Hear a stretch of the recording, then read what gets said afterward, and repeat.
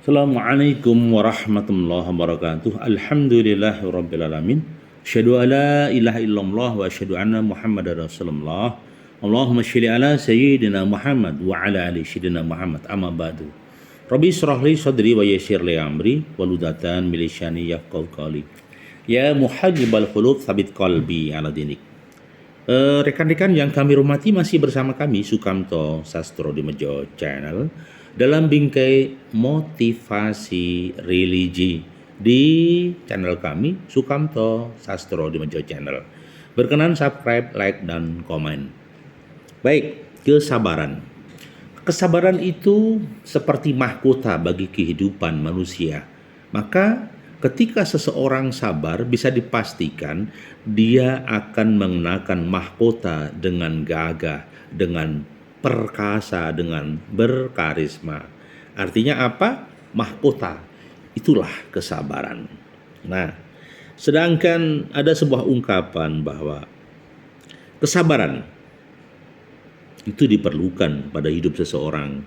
Jika seseorang tidak sabar, bisa dipastikan kehidupannya akan gundah gulana.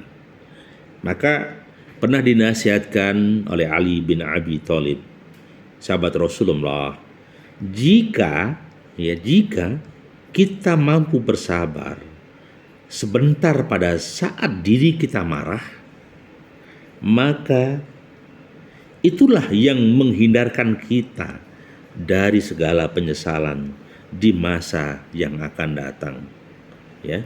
Jadi seringkali ketika seseorang tidak bersabar, maka bertindaknya gerasa-gerusu, maka bertindaknya overdosis, maka bertindaknya itu salah langkah. Karena apa?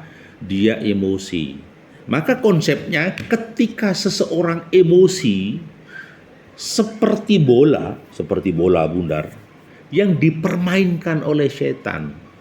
Ditendang ke sana kemari, ditendang ke sana kemari, ke kiri, ke kanan, ke atas, ke samping. Karena manusia tidak bisa menahan diri, sehingga diperlakukan seperti bola oleh syaitan. Maka kesabaran itulah yang membuatkan kita waskita, bisa melihat sesuatu di balik kepentingan tertentu. Orang yang faham waskita itu ada orang yang bisa melihat, menembus mata batin, sehingga apa? Bisa mengerti tujuan-tujuan jahat di balik retorika kata-kata yang manis. Oke. Jadi kuncinya adalah kesabaran. Nah, kesabaran ketika hati tidak merasa marah terhadap apapun yang sudah ditakdirkan, ya, dan mulut tidak akan mengeluh.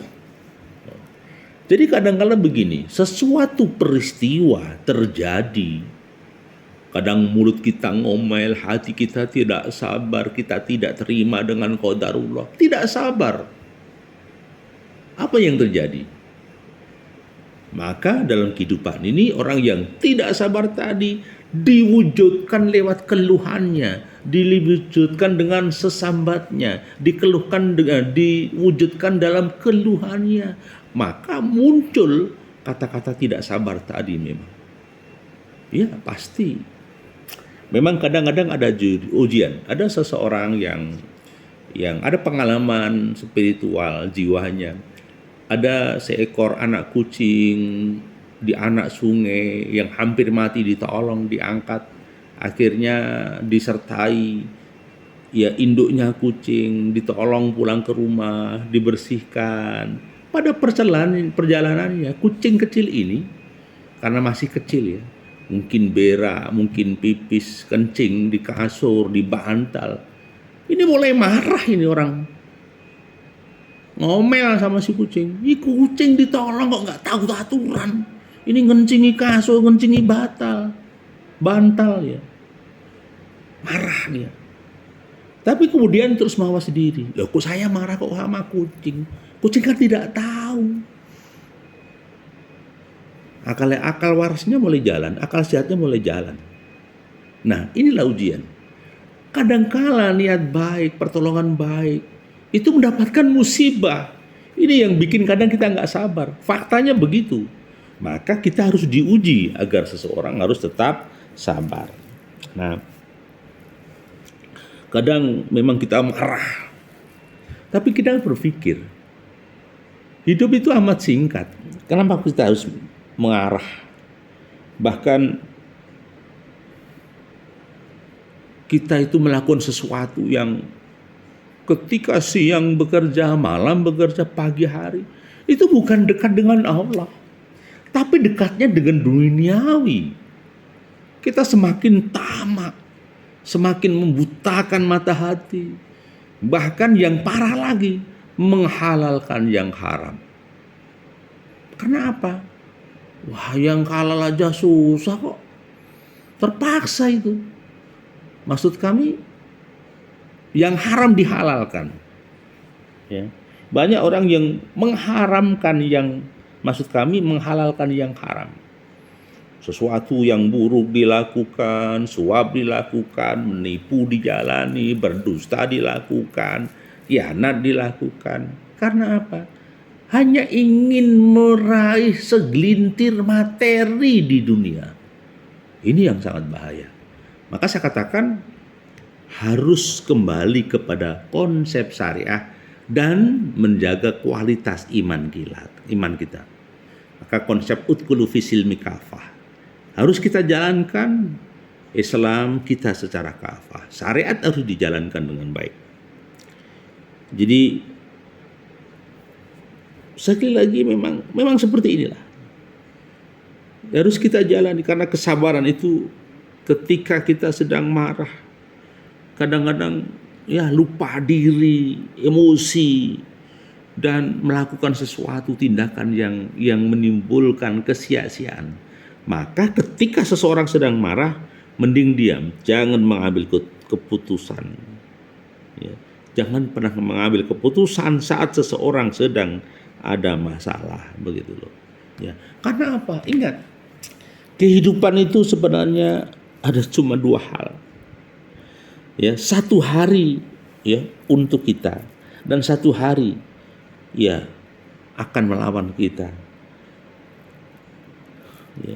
Jadi jangan bangga dan gegabah pada saat ia melawan, maka kita harus bersabar. Artinya apa? Kadangkala satu hari kita dalam posisi kesialan, ya mungkin dalam posisi apes, mungkin dalam posisi yang menyulitkan, yang menyedihkan seperti prahara. Tapi suatu ketika, suatu hari kita dalam kebahagiaan, penuh dengan pesta pora. Dua hal saja hidup ini, baik buruk, sulit dan mudah, bahagia dan sedih, air mata dan tertawa. Itu terjadi dua hal ini. Ketika itu datang silih berganti, udah jalani, enjoy saja bosku. Karena apa? Dua hal itulah yang akan terjadi di dalam kehidupan kita. Dua hal tersebut yang akan kita tempuh.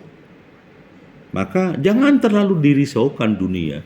Memang dunia itu isinya dua hal, hidup dan mati, susah dan bahagia, sedih dan mulia. Itulah sisi-sisi kehidupan. Maka ketika seseorang sabar di dalam ujian Allah, maka dia menempatkan diri pada mahkota kehidupan. Konsepnya innallaha ma'as sabirin. Jadi apakah kita sudah lakukan? Emang gak enak ngomong, bos. Ngomong itu enak, tapi menjalankan memang sulit. Tetapi paling tidak konsepnya seperti itu. Kesabaran itu adalah mahkota di dalam kehidupan. Ketika seseorang tidak sabar, hancurlah kehidupannya. Dia akan melakukan perilaku yang tamak, yang ngamuk dan gelap duniawi. Dia tidak akan pernah memikirkan ukhrawi. Ya. Kenapa? Ia lupa. Mungkin gara-gara wanita, mungkin gara-gara harta, mungkin gara-gara uang, mungkin gara-gara jabatan. Dia akan lakukan apapun untuk sebuah ketamaan duniawi, begitu. Jadi, pertanyaan saya sederhana, hidup ini memang tidak ada yang abadi, ya. Karena abadi sudah dicipta di surganya Allah nanti. Keabadian itu ada di alam akhirat. Maka rumus kehidupan itu fana. Tidak ada yang abadi. Kalau kita menginginkan keabadian di dunia, tidak ada, bosku. Ya, ranting kering, rontok, daun kering berguguran, terang berganti gelap, gelap berganti terang. Ini kehidupan, silih berganti. Tidak ada yang abadi, bosku. Yang abadi apa? Akhirat, bosku. Ya. Kalau kita mengatakan keabadian, tidak ada. Hampir nonsen. Maka kita nikmati proses kefanaan itu. Bahwa dunia adalah bekal menuju ke akhirat. Gitu. Jadi, tapi kan ya tidak mudah, Pak, kadang menjaga hati. Karena hati itu seperti kapas yang ada di padang pasir. Kemudian ada angin yang kencang membolak-balikkan, membawa terpa ke sana kemari, sehingga hati kita dibontang-banting oleh kahanan. Hati kita carut-marut oleh situasi dan kondisi. Hati kita penuh prahara. Itu yang terjadi. Maka ada sebuah doa, ya muhalibal qulub, thabit qalbi ala dinik. Ya muhalibal qulub, thabit qalbi ala dinik. Ya, semoga Allah yang membolak-balikkan kita. Kita diberi ketetapan hati yang khusyuk, hati yang iman, diberi keimanan yang khusyuk, Islam yang istiqomah. Karena kita sadar. Maka ketika hati kita ini sering bolak-balik, kita minta sama Allah diberi iman yang lurus, hati yang lurus, dan kebaikan yang istiqomah. Gitu. Ya, istiqomah itu diperlukan dalam rangka apa? Menjaga hati. Ketika hati itu sudah menjadi perwira, menjadi panglima, hati ini menggerakkan tubuh, hati ini menggerakkan mata, pikiran, otak, kaki. Sehingga sumber bencana di dalam kehidupan dunia itu chipnya di kolbu. Chipnya di hati dan jiwa. Manakala seseorang ini akhlaknya baik, akan berperilaku, berperadaban baik. Tapi sebaliknya ketika manusia itu jahat, maka hatinya mengajak pada kejahatan, lingkungannya diajak kepada kejahatan, lingkungannya diajak pada kemungkaran. Orang yang seperti ini akan mengalami kerugian yang panjang di dunia dan di akhirat. Begitu. Memang enak ngomong ya. Itulah kehidupan. Kalau kita mau protes, protes siapa? Proteslah pada kehidupan ini. Karena faktanya memang kehidupan seperti ini. Gitu loh.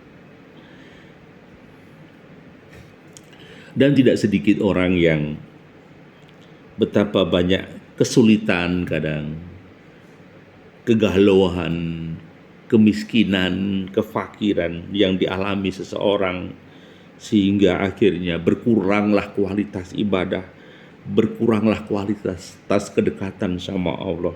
Dianggap Allah mencoba tidak memperhatikan dia. Salah besar. Maka ketika kita sedang diuji dengan rasa pahitnya kehidupan, sulitnya pekerjaan, sulitnya untuk menahan beban keluarga, maka kuncinya adalah bersabar dan istiqomah di dalam kebaikan. Ya, karena apa? Kalau kita tidak sabar, tidak istiqomah di dalam kehidupan, bisa dipastikan kita akan hancur sehancur-hancurnya. Ya. Jadi jika terdapat banyak kebutuhan yang harus dipenuhi, maka mulailah dari yang terpenting dan mendesak.